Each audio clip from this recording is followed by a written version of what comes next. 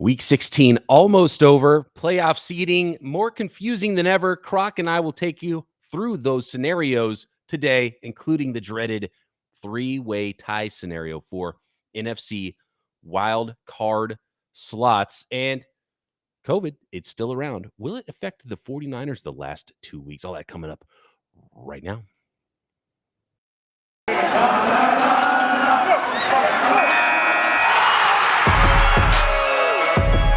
You are Locked On 49ers, your daily San Francisco 49ers podcast, part of the Locked On Podcast Network, your team every day.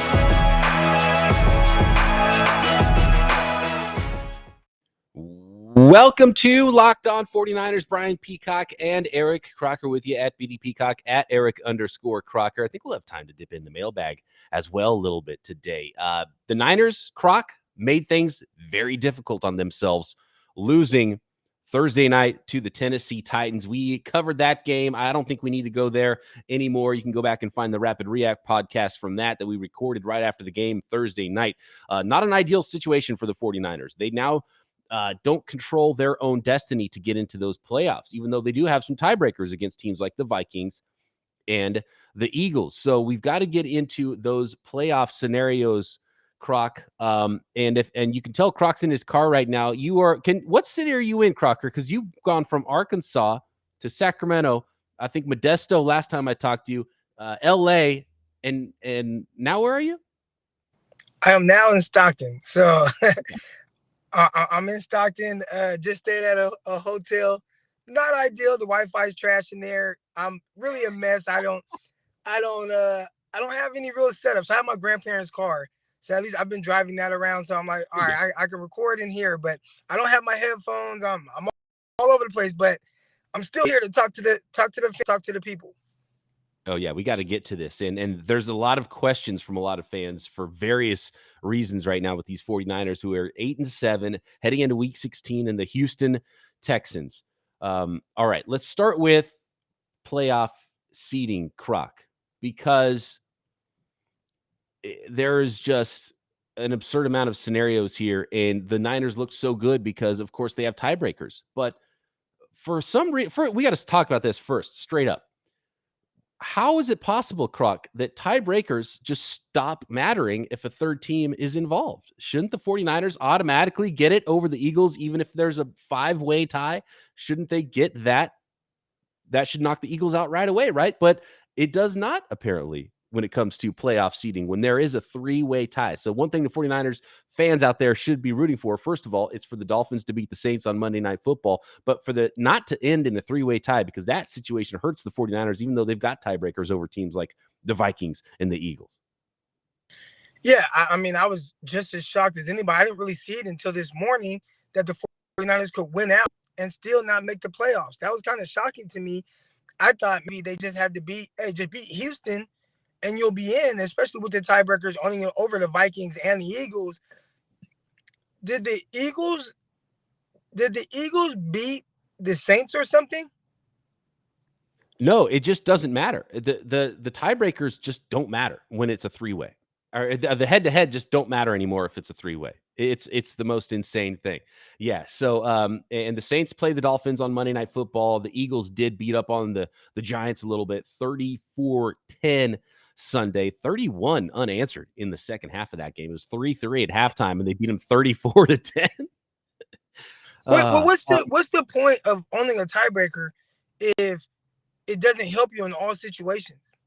I don't know. I'm gonna get into that right now because I've got it right here. I've got the exact word for word from the NFL handbook on what the tiebreakers are, and it doesn't even make sense when you read it.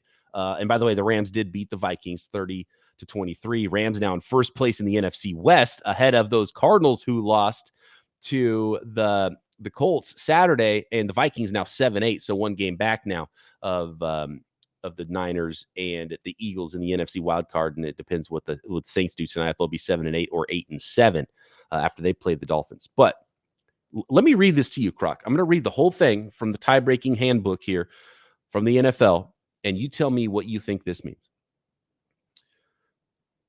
To break a tie for the wild card team, if it is necessary to break ties to determine the 2 wild card clubs from each conference, the following steps will be taken. 1, if the tied clubs are from the same division, apply division tiebreaker. 2, if the tied clubs are from different divisions, apply the following steps. If it's 2 clubs that are tied, 1, head-to-head if applicable. So if the 49ers and Eagles are the only teams tied, Niners have the head-to-head tiebreaker. They get it if it's only those 2 teams. 2, if it's 2 clubs, again, we're talking about 2 teams tied. The second tiebreaker is best won-loss tied percentage in games played within the conference, so conference record. 3, best won-loss tied percentage in common games, a minimum of 4 games. So if you have at least 4 common opponents, those win-loss percentages in those games will be the tiebreaker. 4, strength of victory. 5, strength of schedule. So strength of victory is the strength in the games of teams you beat. Strength of schedule is your overall strength of schedule in the winning percentage from your opponents. 6, we'll go this far. 6 is the best combined ranking among conference teams in points scored and points allowed.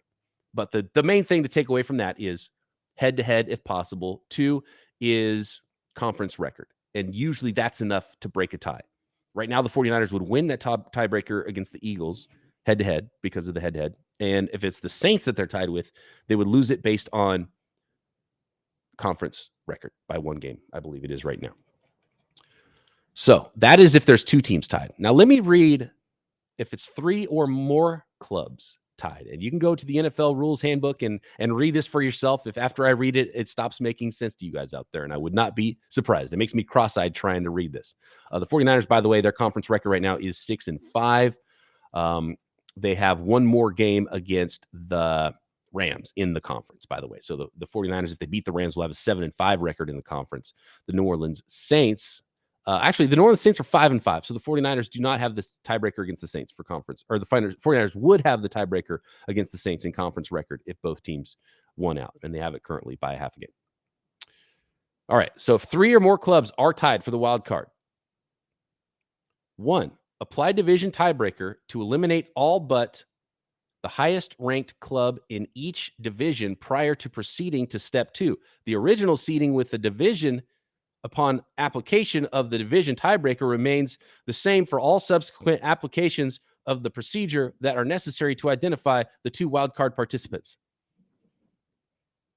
Does that make sense to you, Croc? I'm going to read that again. This is word for word in the NFL rule book about how to break a tie. 3 or more clubs. 1, apply division tiebreaker to eliminate all but the highest ranked club in each division prior to proceeding to step 2. We can't even proceed to step 2 because I don't know what that sentence means.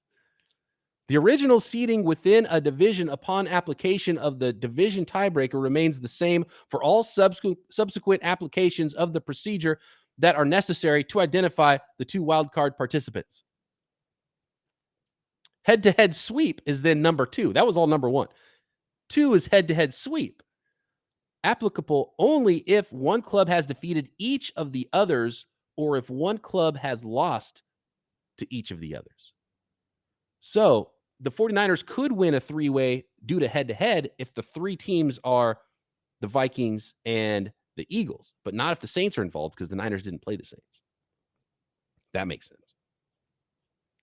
So 3 essentially, 49er fans, and as we're recording this, it's Monday morning, we are rooting for the Miami Dolphins to beat the Saints tonight, and that increased the 49ers' chances of winning even if they don't win out. But ideally for the 49ers right now, if you want to control your own destiny, you want the Saints to lose tonight, and you have to win out. If you do that, you're in, right? Yes. If Saints lose tonight, Niners win out, they're in. But hold on.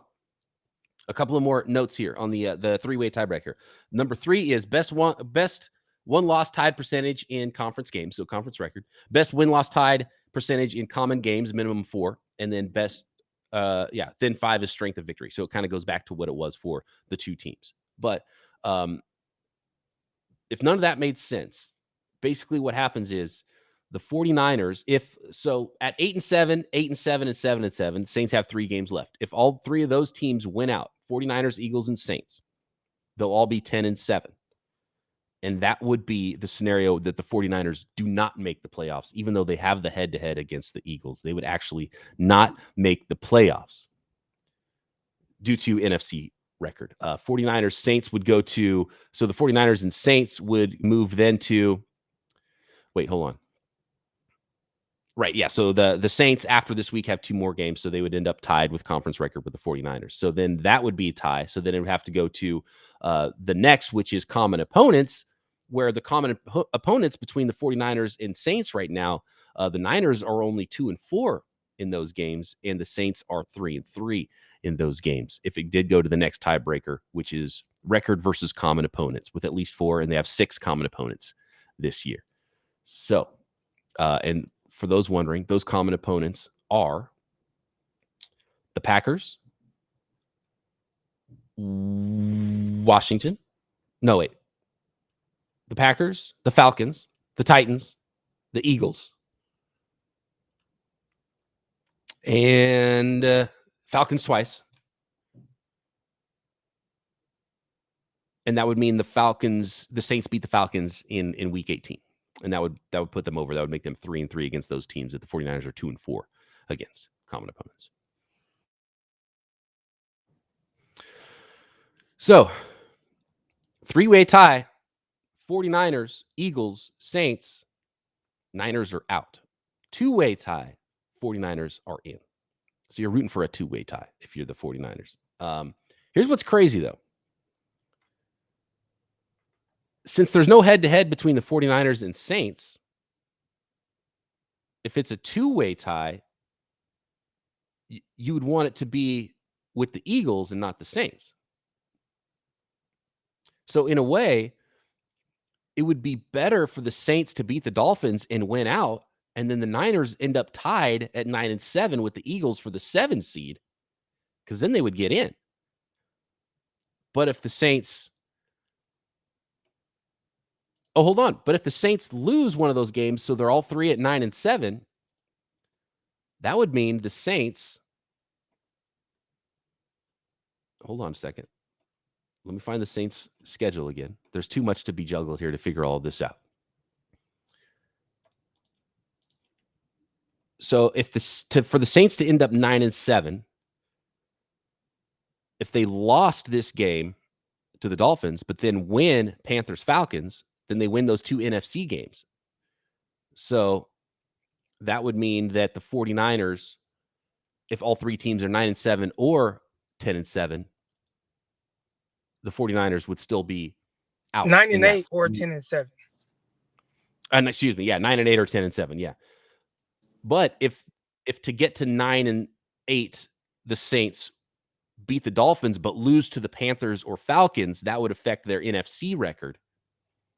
So really, you still need the Saints to lose one of those games against an NFC opponent if the Niners and Eagles both win one and lose one. And the Niners have, even if they win against the Texans, they have the Rams in week 18 that'll probably be playing for seeding, because they'll be playing for seeding against the Cowboys, who probably won't rest people against the Eagles. It's the Cowboys and Eagles in week 18.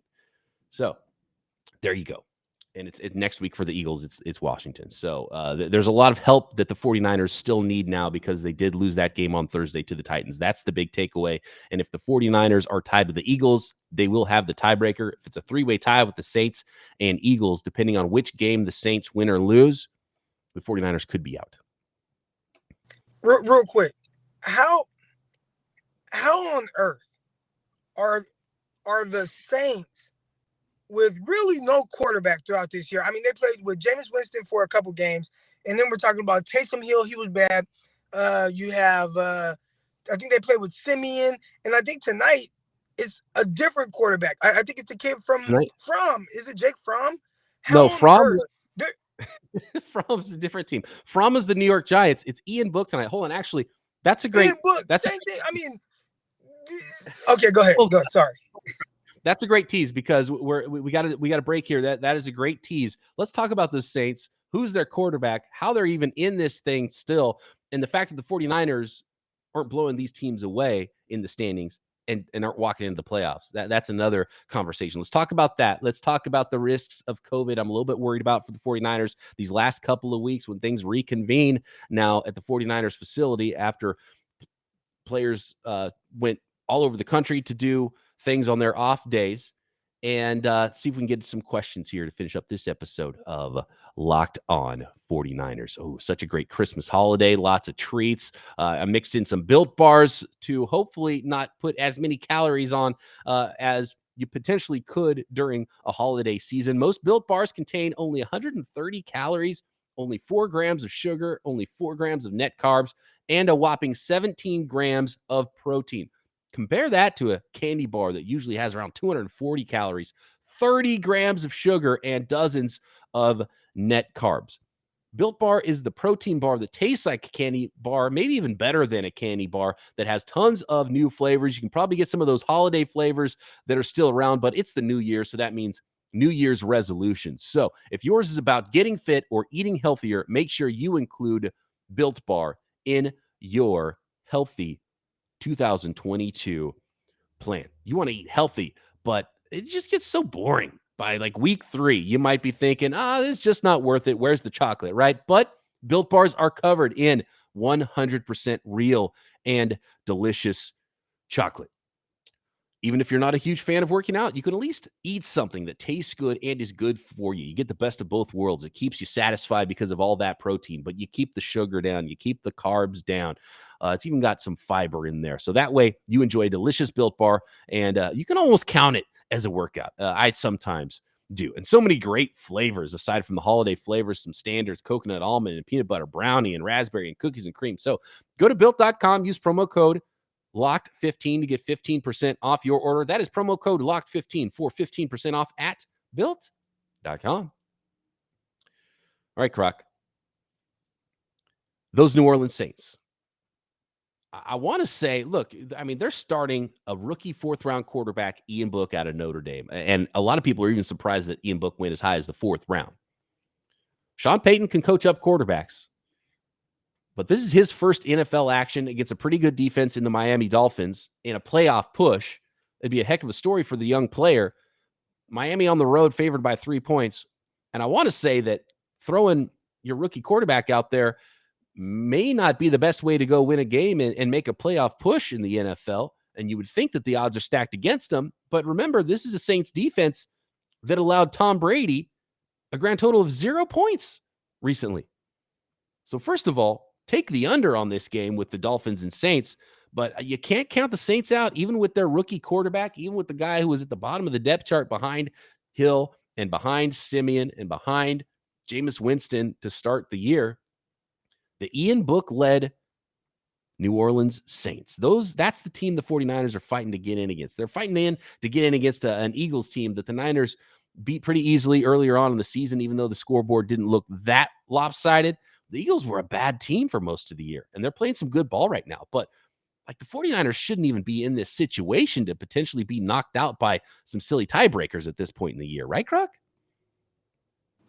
Well, I think when try to choose my words wisely, but okay. When we talked about the situation with Jimmy Garoppolo and what the thought process is when you start him, it is not to be in a situation like this against these type of teams. And the fact that you're still in this with, again, you talked about the Saints. The Saints are in this situation, and they're down to their 4th quarterback, and they are still competing, right? This whole year, they've gone without their best receiver, Mike Thomas.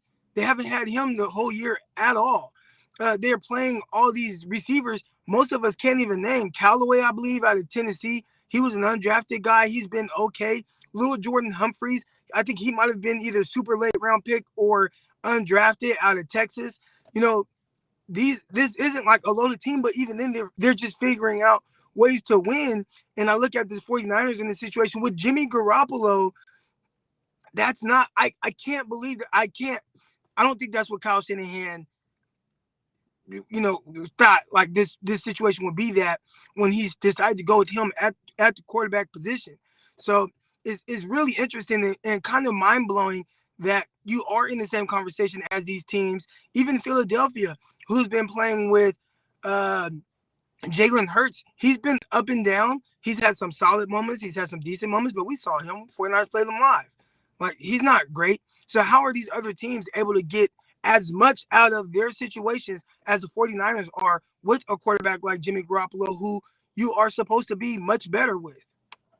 And aside from last week when Garoppolo was really bad Thursday night, Garoppolo's been better. Like, Garoppolo would start for the Saints in a heartbeat. The Saints would kill for Garoppolo at quarterback. Garoppolo would start for the Eagles too. That's what's crazy about this, is that the 49ers have a better quarterback situation and are still hoping that Ian Book doesn't go win a game for the Saints. And look, the Saints have a lot of talent on the rest of that roster, but you didn't even mention Alvin Kamara was gone for a lot of the season too, that they were missing. So the fact that the Saints have been able to hold their head above water and even be 7-7 is pretty remarkable. But the 49ers should have put this away. They should have put this away on Thursday. They shouldn't be in these tiebreak scenarios. And even when you look at the tiebreak scenarios, I still don't understand how you can take head-to-head out of it. It blows my mind that the 49ers have such a clear head-to-head against the Eagles, but if the Saints somehow tie them, then the head-to-head goes away. To me, it's just obvious if all three of those teams are tied, the common head-to-head would knock out the Eagles and it'd just be the Saints and the Niners that are in, and they would have their own two-team tiebreaker. I still can't fathom how the head-to-head is not part of it anymore when it comes to a three-way tie. That blows me away, and something that you go through these scenarios every year, and there's always very surprising things every single time. And now that there's more playoff spots, more games, I think these three ways and more teams in it for longer come into play a lot more. But hopefully for the 49ers, they handle business and it won't matter. Just watching Houston yesterday, and I don't know how much of the game you saw against the Chargers, but does that somewhat worry you a little bit about this game coming up? Because I think most people saw Houston on the schedule and it's like, oh, well, they're playing with rookie Davis Mills. Yada, yada. And Davis Mills, I put out a tweet yesterday because when I watched him early on, I was just like, oh, my God, this guy's not going to make it in the NFL at all. And for a short stint, they did go back to Tyrod Taylor, but Davis Mills has improved throughout the year. And if you've seen what he's done over the last couple of weeks, where he has played very well, and that I saw this stat that showed like his last 4 first halves, very good. Like, he's done very well. Does he kind of worry you a little bit more heading into this game that we just chalked up as a W for the 49ers? And now you look at it and it's like, man, this ain't the Jaguars, right? This isn't, this is a team that can potentially beat you. They force takeaways. They have pick sixes off of Herbert. They made Herbert look fairly pedestrian. And while Davis Mills is throwing bombs all over the field to guys like Philip Dorsett, he has, obviously a Brandon Cooks. Shout out to my Stockton on me, Brandon Cooks. And then I saw Chris, what was his name? The receiver. He was with Kansas City for a while, but he's a speedster as well. A bigger long strider type guy. He has these guys he can push the ball down the field with. I can't even name who the running back is for them. Maybe it's Johnson, but somehow, some way, it was Burkhead in that one. They got Freeman from Oregon, who's bounced around the league a little bit now. Was with the Denver Broncos. They've got Freeman at running back. They have Rex Burkhead, who was carrying the load. He was 22 carries for 149 yards and 2 touchdowns against the Chargers. But the Chargers' run defense has been bad all year, and that's what's going to kill the Chargers is the defensive side. They also didn't have Bosa. Right, no Bosa, and to put 41 points on them, like the Texans are playing pretty good ball right now. The best ball they have all year. They've won 2 straight. They're 4-11 now. There's a lot of parity in the NFL. We saw it with the Lions beating the Cardinals, right? A bad team can beat a good team. The ball can bounce funny. And for the Houston Texans to put up 41 points, they hadn't scored, I think, more than 22 points all year, except for the last 2 weeks. Now they got 30 against the Jacksonville Jaguars and 41 against the Chargers. So Davis Mills, getting his feet under him. Rookie quarterback looked awful early in the year, playing a little bit better ball. The 49ers should definitely wax the floor with the Houston Texans, but it's just not that easy in the NFL. It's never that easy week to week. There's also one other factor when it comes to this game against the Texans that I'm worried about for the 49ers that could rear its ugly head with this football team, and I'm hoping good reports here as the team reconvenes in Santa Clara this week. That is COVID. That coming up next, and we'll hit a couple of your listener questions. If you're as confident as I am about those Houston Texans. Look, good story, won a couple of games, beat the Chargers. I don't think they're going to keep up a winning streak and win out or anything like that. I think the 49ers still have a great opportunity against those Houston Texans in week 16. If you want to put some money on that game, you can find those odds along with tons of other props, tons of other lines, more than ever before as football continues this march to the College Bowl season and the NFL playoffs at BetOnline.ag. BetOnline remains your number one spot for all the sports action this season.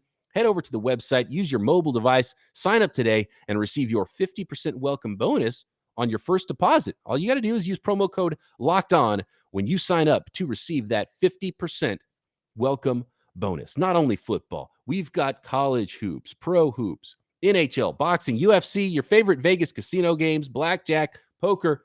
Don't wait to take advantage of all the amazing offers available for the 2021 and 2022 seasons. BetOnline is the fastest and easiest way to bet on all of your favorite sports. So don't wait. Go now. BetOnline.ag. Find all the amazing offers. BetOnline, where the game starts. Croc, something the 49ers have been really good with all year is COVID. They went to Nashville Thursday night. There was a couple of COVID cases sneaking into the Titans locker room late in that week. Then the 49ers have a few off days.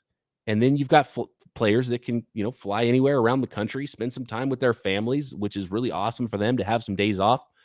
But they're going into tons of communities around the country and then all come back and reconvene at Levi's Stadium. We saw a few weeks ago with the Rams and Chargers and in LA and they play at the same house and they hadn't had any COVID problems. A lot of the West Coast teams were doing really good with COVID this football season. Rams go play a Monday night game, come back, half their team has COVID all of a sudden. I'm worried about the away games late in the week as all these COVID spikes and the Omicron variant is just spiking and tons of positive tests throughout the league, throughout the country for the 49ers to travel east, then have a bye from there where the players are going everywhere, coming back to Levi's Stadium. This is the time that COVID could rear its ugly head. A team like the Texans, who are bad, that are maybe playing a little bit better ball, maybe have their feet under them a little bit at this point of the season.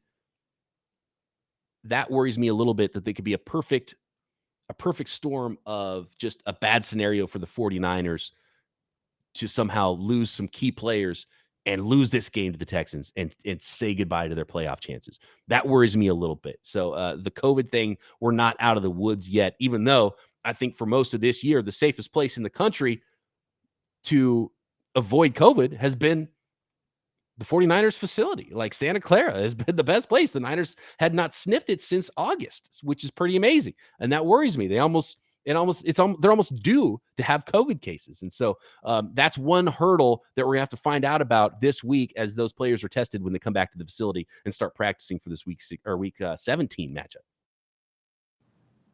Are you worried? Yeah, definitely have to be worried about it. Everybody has kind of let their guard down as it pertains to COVID, not really wearing masks all the time. I got my mask right here, always on deck, always ready to go. This new variant that's out, I had a buddy say, well, it doesn't seem to be as deadly. And I'm like, well, most people are vaccinated now. So I think it's taking some of the edge off of what kind of the results were early on with a lot of people dying.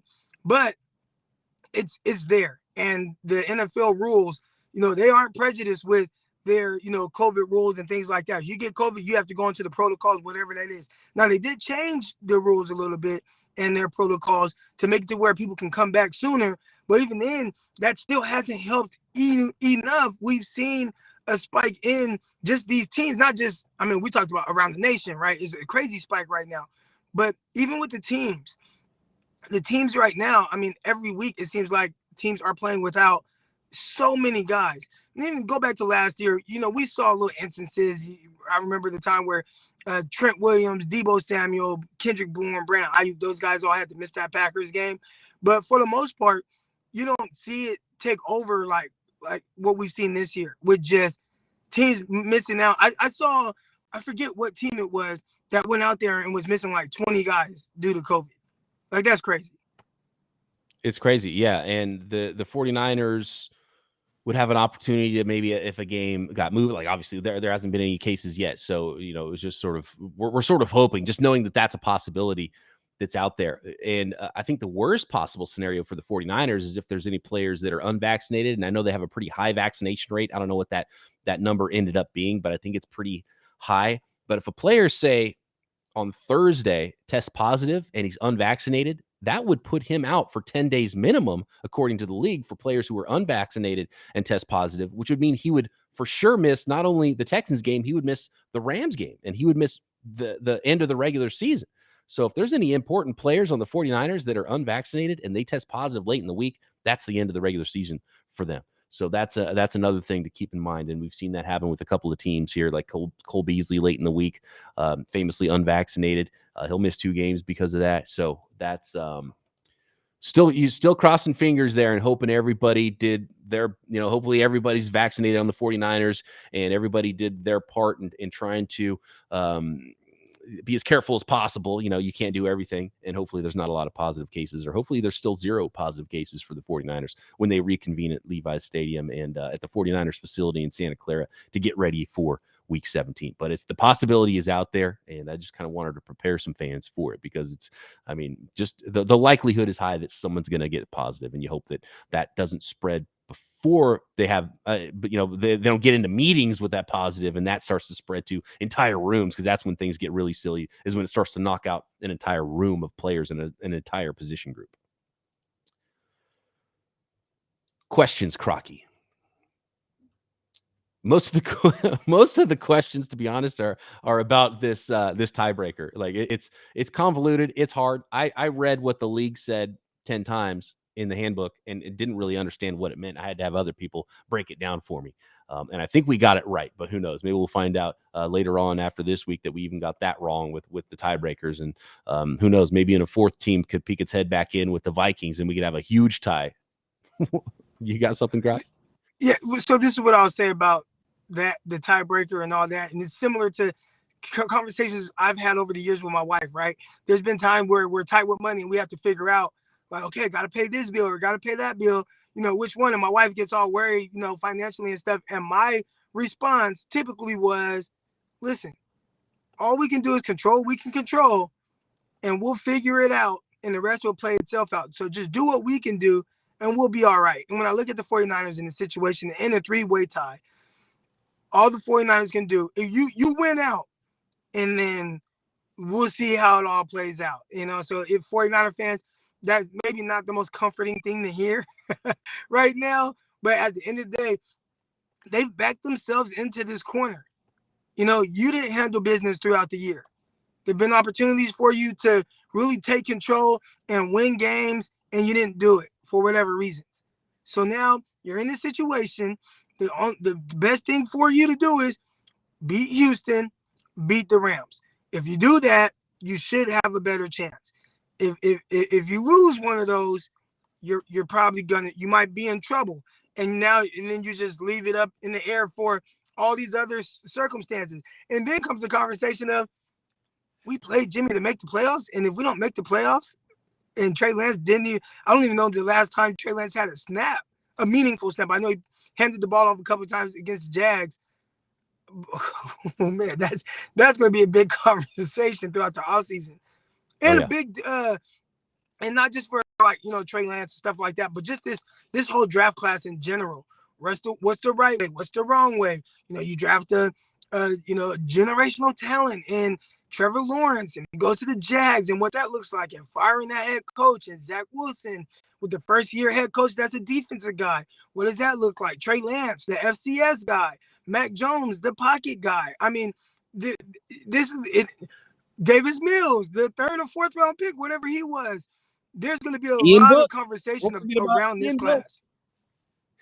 It's a crazy class, and Ian Book gets to join the fray, the 4th rounder for the New Orleans Saints, and he just gets thrust right into a playoff push for a team that's got a lot of talent on it, and really aside from quarterback right now. So if he can keep his head above water, then maybe that's another one to throw into the mix there when it comes to those rookie quarterbacks. There are some questions about Trey Lance. We'll get to some of these questions tomorrow, including a Dr. Drip swag check question for our own Dr. Drip, Eric Crocker, on tomorrow's or on the Winky Wednesday pod. So this week we got 4 pods because of the holiday. So this afternoon, Monday podcast that we're recording right now, and then we're going to record Tuesday evening. We'll have it up Tuesday for the Winky Wednesday pod, up Wednesday mornings for your audio podcast listening pleasure. Then we'll have a Texans crossover, then our keys to victory to end the week here. That is the schedule for this week's Locked On 49ers, as I am finally back home. Got in late last night. Crocky is still traveling around the world. He'll be back to his facility, hopefully without COVID, very soon. And appreciate all you out there. Hope you all had a safe and fun holiday and enjoyed your loved ones. Croc and I will be back Tuesday. We'll be back tomorrow on the YouTube channel. Make sure you hit that subscribe button, by the way, on the new YouTube channel. We'll be back Tuesday evening for our Winky Wednesday episode with Nick Winkler. Thanks for making us your first listen, by the way, right here, Locked On 49ers.